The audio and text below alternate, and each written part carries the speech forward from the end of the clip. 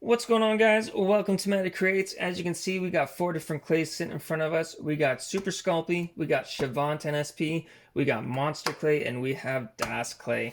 So yeah, what I want to do is I kind of just want to give you my thoughts and experiences with each one of these clays. I know that starting out, it's a little difficult to know what to buy, or if you're trying to switch clay, say you're used to DOS clay and you're like, oh, I want to get into one of these, I want to give a comparison and just give you my thoughts so that it gives you the best opportunity to know what you're buying or what you're going to be getting into. This will probably be a two-part series because it might be about 10 to 12 minutes per video.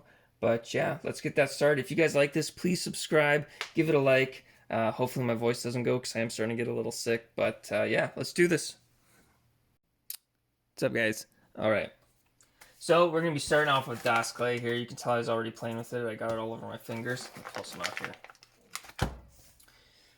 So this clay, very unique. It feels like chewing gum and paper mache mixed together. Uh, it's definitely, you're not going to find another clay that feels like this. Pretty much, I use it mainly just for diorama building. I use it for building rocks or boulders or maybe evening out terrain or something like that. It's great for like mini wargaming or model railway building, stuff like that. I guess we'll get into some of the pros. So, pro number one, smooths with water. So you don't need any harsh chemicals or fire or anything to smooth it. You can literally just dip your finger in water. If you're making a transition, you can smooth it out. It can take some texture, like if you wanted to build a boulder and throw some rock texture on it, you can do that. Really good for children. So if they want to sculpt basic shapes or make horses or little, bowls or dishes and they want to let it air dry and paint it up, they can do that. It takes primer and paint really well once it's dry. It's decently strong when it's dry. You might get a bit of cracking if it's too thick or too much. But that's kind of it for the pros, to be honest. And you probably have just as many, if not more, cons. So cons, I say this as in a sculpting point of view. It doesn't hold detail as well as some of the other clays there. You can get some detail-ish, sort of, but it just kind of rips and tears. You can't really do too much tool work on it because it just wants to fold and tear, especially once it starts drying out. And this stuff dries quick, which leads me to my next thing. It's already all over my fingers. If you have little kids working with this, make sure you have a mat down or they're working somewhere where there isn't carpet and stuff because, yeah, this stuff gets to everything and it does dry out pretty quick. Let's see here. The texture and consistency I don't think is the best for sculpting. You can't carve it at all. If you try and carve it out, it just tears and pulls up, and it's just, you're not getting any nice smoothness from carving. Again, you know what? There's probably people that can sculpt really well with this, but I think for a vast majority of people who are trying to truly get into sculpting, whether it's bust building or statues or whatever you're into, I don't think this is it. It has a place in art. That's why I own it. I think it's great for dioramas and stuff. But for sculpting, this is by far my least favorite. And I don't recommend it for starting out sculpting. For storing, however, you want to make sure it's airtight. What I do is kind of fold it over on itself, get a piece of tape, any kind of tape. Grab a plastic bag. I'm going to throw her down in there, push all the air out. Fold it over at least once. Again, make sure all the air is out and just seal her up. This one I've personally had for at least, I don't know, between 6 and 8 months. It hasn't dried out at all because I've been keeping it in an airtight bag and closed off. But if you don't do this, you'll waste it because if any bit of air gets in there or it's not staying in its own kind of humidity, yeah, it'll dry out like that. So yeah, that's kind of my review on Das Clay. Again, good for dioramas, good for children, but for people actually wanting to get into sculpting, I would stay away from this. Let's see. Let's get on to Sculpey next. What's going on, guys? Welcome to the Sculpey round. So yeah, I'm going to be talking about SuperSculpey mainly. There's a couple different types of Sculpey. There's Sculpey 3 here. These are awesome too. They're pretty firm. They come in a huge variety of colors. I mainly use these for just like teeth and eyes when I'm sculpting for Chavant or Monster Clay. For actual sculpting, I mainly just use SuperSculpey. So I'll use SuperSculpey Firm, SuperSculpey Original. They're pretty similar once they're warmed up. This one, obviously, it's firm like it says, so it's a little bit firmer. This one's more like a cold plasticine is kind of how it feels. It's definitely more stiff, holds detail well. This is more like a toffee, I would say. Once it's heated up, it works a lot like a soft toffee. But it does hold shape, it holds detail. Both of them hold detail quite well. Just make some little marks here for you, just so you can see. Like, both of them will hold detail, really fine detail, no problem. Both of them carve quite well. So if you need to carve back at all, smoothing's really simple. You can literally just smooth with your finger. You can use a little bit of clay softener for final products. That brings me to the next point. Sometimes you can get batches that are a little bit dry. If that's the case and they're kind of cracking and they're not nice and workable like this, you can use some clay softener and that'll fix it right up. You don't need much of this stuff. It does go a long way. And if for some reason you find it too soft and too workable and it's not holding detail, you can actually throw it between two pieces of paper.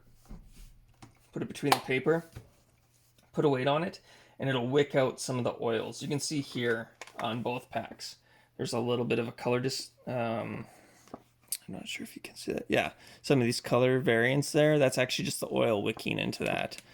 So it is a bit oily, but it doesn't leave an oily feeling on your fingers, really. Some of the pros to this, again, holds detail well. Once it's cured, you can paint and prime it, no problem. It's great for busts and just modeling in general. Like anything you want to make out of this, you can, hands down. Comes in different firmnesses, so that's awesome.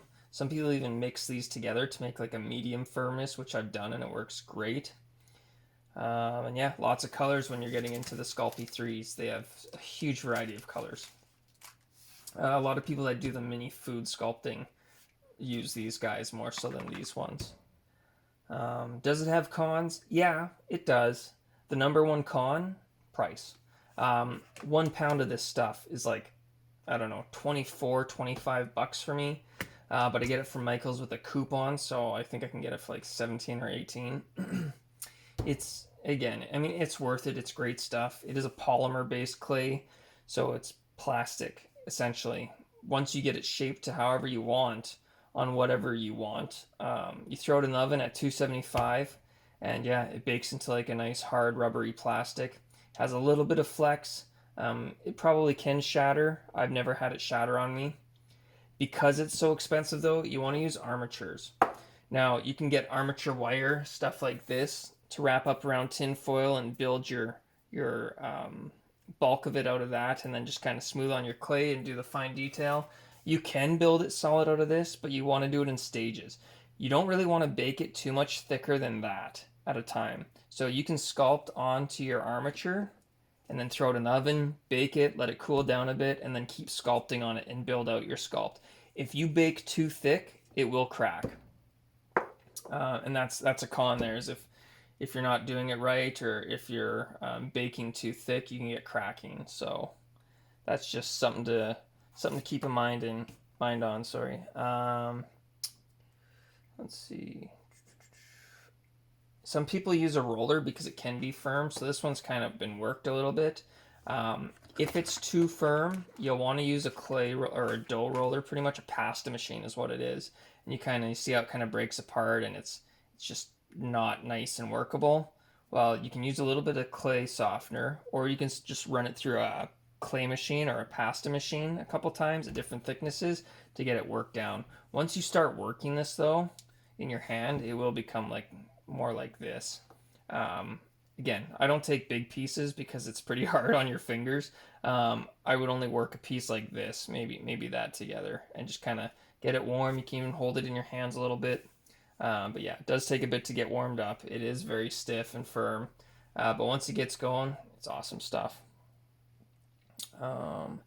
One thing, watch out for the cheap polymer clays. So I love SuperSculpey. There's Fimo, which is good. There's Cost Clay, which is supposed to be really good. I've never tried that.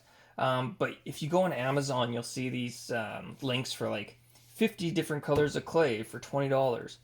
You know what? Those are super soft. I'm not saying they don't work, and there might be a place for them, but they're very cheap. And they're like, think of melted toffee. They're extremely stretchy. You can't hold detail on them. They're not worth it. Even if you put them between a piece of paper, they're still just so soft. They're not worth it, in my opinion. You'll waste your money, and you'll just get frustrated. So yeah, overall, SuperSculpey's awesome. It's one of my favorites. It's really good. It does everything I need it to. Holds detail. Goes into whatever shape I need it to. The downside, though, it's expensive. So unless you're wanting to sculpt the final product, that's the only time I wouldn't use SuperSculpey. It's not good for practicing because it's super expensive to practice. I'm not saying you can't just model with it and then destroy whatever you're doing just for fun. You can definitely do that, but it will start to dry out more because some of the oil will stay on your hands. So you'll need to keep clay softener if you just want to keep reusing it. But yeah, other than that, that's my review on SuperSculpey. It's really good. I think anybody starting out in sculpting should try it at least once. It's a great medium. There's a lot of amazing artists out there that use this and only this, and they have phenomenal work. So yeah, it's great stuff. Next up, we'll try Chavant.